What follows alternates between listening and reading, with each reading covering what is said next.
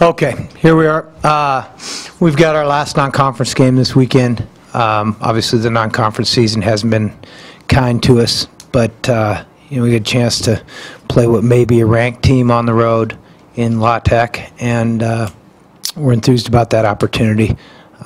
As we move past that opportunity this weekend, obviously our goal is to finish in the top half of the Mountain West Conference, and so we'll get onto that next week. So right now we get to focus in on going to Louisiana, and what'll be a fairly difficult road trip in terms of the opponent, in terms of the travel, and try to get after them and find a way to get a win.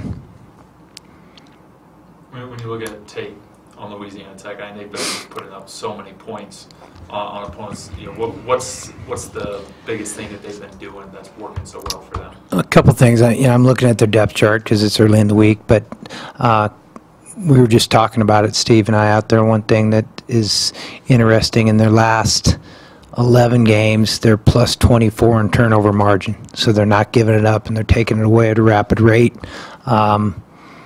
They looked really good against TCU in the bowl game last year. We've watched that tape a little bit over the weekend. Obviously beating Virginia last week, beating up on Illinois the week before are good. Those are good wins. They're fast. I mean, they're a good team A to Z. The kickers are even good. So, they're good. I see you've made a change in the secondary, putting Fred Wilson in the Yeah, that's kind of, we're going to look at that this week. We'll see how that goes this week. That's the intention right now. We'll see how practice goes. They're averaging 54 points a game or something. They've got a fifth-year senior quarterback. The receiver, Patton, is a special player. So, we've got to hold up in the secondary, and we're trying to get better back there. And we got a lot of work to do in our secondary. We've got to improve, and that's incumbent upon me to facilitate that. Do you have to maybe take more chances against a team like this because yeah, in the secondary just because they've won it? Yeah, maybe a little bit. What we have to do is we have to have eye and feet discipline. When it's our play to make, we have to make it. We have not been out of position a bunch. If you look, I go back to the Washington State game. They heaved the ball down the field 4 times, and as far as he could throw it, and made 4 catches for big plays and touchdowns in that game. If we just make the play when it's our play to get it, even half of that time, maybe we win that game. And you can go on down the list. So, discipline and making plays when they're ours to make is what we've got to do as coaches to get our young secondary to follow through with. Sidney, do you feel like, especially against this opponent, that maybe is the one veteran back there who puts a little extra burden on you as far as stepping up and being the leader back there?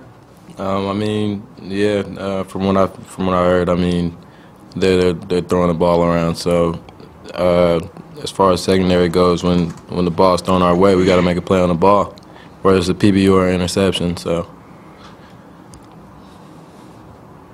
Do you take this on as just a real challenge, Sidney? Welcome the challenge of going up against a team who can, just throw it around like that? Every week's a challenge. Just getting ready for each opponent every day. It's film work. It's game planning your receiver, knowing your opponent. Everything's a challenge when it comes down to Saturdays. So. What is it that Sunday Ducks does, Bobby, that's unique? It's a spread offense, so they're cut from some of that cloth, like West Virginia and Houston and those folks, Baylor. They're spread. It's a good offense because they can run it and throw it. Oregon's another one doing this stuff. They've got a run off of every pass and a pass play off of every run look, and so it's they do a nice job of making everything look similar. And he was the coach, offensive coordinator at Texas Tech under Leach. Since you already faced Leach, and then Sonny was at Arizona. Sonny's a great great guy. They were doing this stuff at Arizona. Had some success, obviously, there with it, too. And so, in terms of the question whether they're like Washington State or not, there's some similarities. They've gone a little bit different path last few years, but there's some similarities. Yusef, does the offense feel a little more pressure on a week like this going into a game where it's going to be a track meet? Honestly, no. I don't think nobody's really talked about it. But now that you raised the question, not really. I feel like if we just execute and the defense can come up with some stops, we're going to be in there. So I don't really feel any extra pressure now. At Utah State, twice you guys get basically inside the 5-yard line, and then come away with 2 field goals. Yeah. And you kind of had a feeling in that game that could hurt you, but especially against a team that scores as much as Louisiana Tech does. Is there even more importance to when you're getting in the red zone and getting there, you got to be able to finish in the end zone? I mean, absolutely. That's something that our coaches always preach, finish in the red zone. So, no matter who the opponent is, red zone, the scoring when you're in the red zone is important, and obviously we want to get touchdowns rather than field goals. So, I mean, this week, Louisiana Tech, they do put up a lot of points, so we're just going to be looking to score every time we get the ball. Preparing for that, I mean, just the red zone mentality for an offense when you get there, what do you think has been stopping you guys thus far? Is it just kind of small stuff, like a false start, takes away a touchdown the other day? It just seems like there's always maybe some small things. Yeah, it's small things, it's just being focused at that area, especially away. The crowd's loud. It's just you just have to be really sharp when you're in the red zone. You got to smell blood, like Coach Hauck always says. And the last few weeks, we've just kind of had small errors, but this week we're gonna get it right. Yusef, how much is this road streak just kind of wearing on you at this point? Honestly, I don't think about it. I've been here, I think, throughout. I mean, it's not something that I think about, honestly. So I don't know. It's not something I think about. Were you more encouraged or discouraged, kind of like last week, in the way you're approaching, on the road and maybe getting a win? Well, as far as this last game, I feel like there were just a few plays that we, left out there that may have changed the outcome. But I mean, I'm encouraged still, I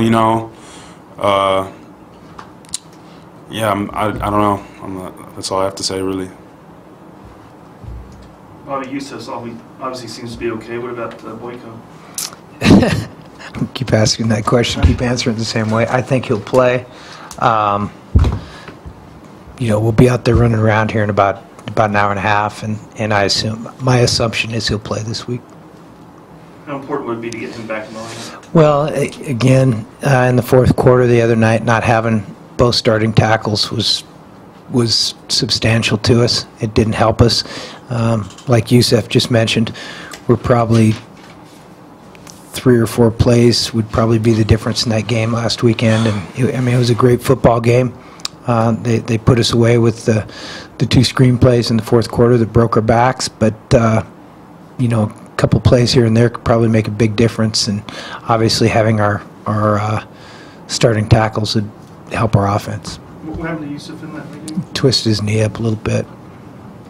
And Tim Hassan said after the game, the screenplay is now on tape for opponents to see. Is there more of an awareness now as far as defending? Well, it's not a play we haven't practiced, not a play we haven't seen. The first one, Mark Garrick's probably this far from making the play on it, and somebody's got to get off and make a play, get the guy down.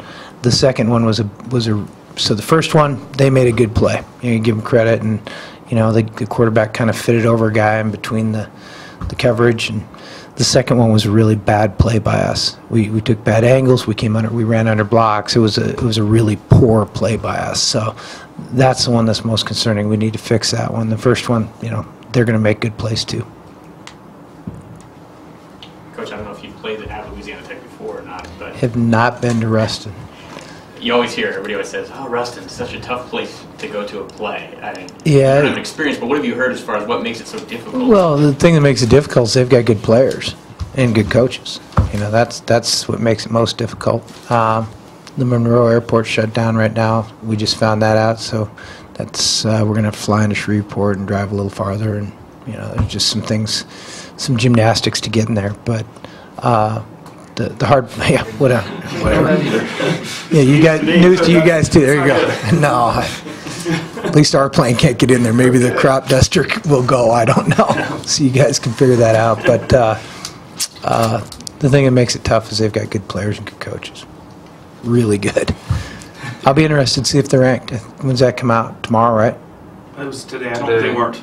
See, I think that this is just receiving votes. Yeah. Got They're it. probably just Right like, on the top on the 30 or cusp. 32, something like Got it. You hope they look forward to Texas A&M a little bit. Yeah, that'd be great. And they should be. I don't know how much you've dived into all the film and all that, but do you think Louisiana Tech is as good a team as you've played this year and may play? I do. I thought Utah State was very, very good. And you always have a better feel after you play them, but on film they're as good as we've seen for sure. Yeah, they're absolutely probably the best team we've played this year, I would say. They do a lot of things well. Do you think there's somewhat a sense of relief now you got that first road game out of the way and they look forward to the next one? Only if we win it, man. There's no relief until we win on the road, so we need to go try to do that this week. And as I said, we get to focus in on our final non-conference game, and we're going to have some fun down there, and it'll be a battle. And we're just, as these guys have said, we're playing pretty good football, and it's going to bounce our way. There's some little things we have to take care of, as I talked about with Mark. Just got to take care of the little things, and then those 4 or 5 plays that Yusef spoke of will turn our way one of these nights. You joked about Louisiana Tech, looking ahead to Texas A&M. Do you have to try and make sure your guys are focused on this game with the the big Reno game coming up after that? Or I wasn't even aware we played them. Are they next? After this one? Okay. Really? Yeah. Okay. Are you joking, or did you not know? No one knows but me.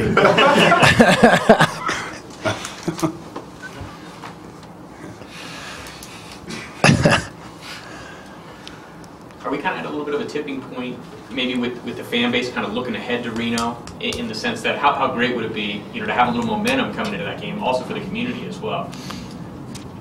There a question in there somewhere? Are we at a tipping point? A tipping point? I don't know. I don't know about that, Scott. Just like I said, we're playing our final non-conference game. We've got a lot of goals that we want to obtain this year, but the only one we really have this week is to beat La Tech. How important is that? He's going to back and story tonight. He after actually having a chance to watch the film, he did a nice job. It was good to have him back. He's not full speed yet, but it's kind of epitomizes where we are a little bit when we're talking how good it is to have a freshman back. But it's good to have him back. He brings something to the table, and he has energy and loves to play, and good for our team to have him back. The other end, James Boyd seems like he's really improving too, doesn't he? James has done some good things. Consistency for him and for everybody else up front is where we need to get to. But if we can consistently play at that level with that energy that those 2 guys you just spoke of showed last weekend, we'd probably have a chance. What's the deal with Princeton Jackson? Is he just kind of lost in the shuffle this point? No, he was unavailable due to team policy violation last weekend. So he's back this week? Yeah. Assuming we get everything right this week. Jumping on the getting a freshman back idea, Penny, did he respond just health-wise in the week better than you anticipated? Yeah, he came around. He's not full speed, but he'll be better this week than last. But he was able to go and fairly productive. Didn't think he had. He runs pretty well. He didn't have his top gear. But, he brings some temperament and some physicalness to the secondary, so it helps when he's in there. I take it Tim's arm is fine after injuring in the first quarter. Cornette? Cornette, Yeah. Yep. that's a little bit of that's football. You know, you get banged around a little bit. Bradley, it seems like he's really coming along. How important is it to develop to take the load off Tornado? Well, it's a physical position, like I repeat often, and having a couple of guys that can get in there and share the load is long term, specifically over the long haul of the season's productive. You really don't have a number 3 at this point, do you? Not really. It'd be Eric Johnson or Amari Thompson. We've got guys we can go to that we're comfortable with, but it's really it's a 2-man role right now. Yusef, have you ever heard of Ruston, Louisiana? No, I haven't. Actually, no. I have a friend that he coaches for. He used to play here. His name's Mario Jabril. He coaches for Nichols, right? Nichols State, which is in Louisiana. But I'm not sure where that is. But I've never heard of Ruston before. No. I've heard of it.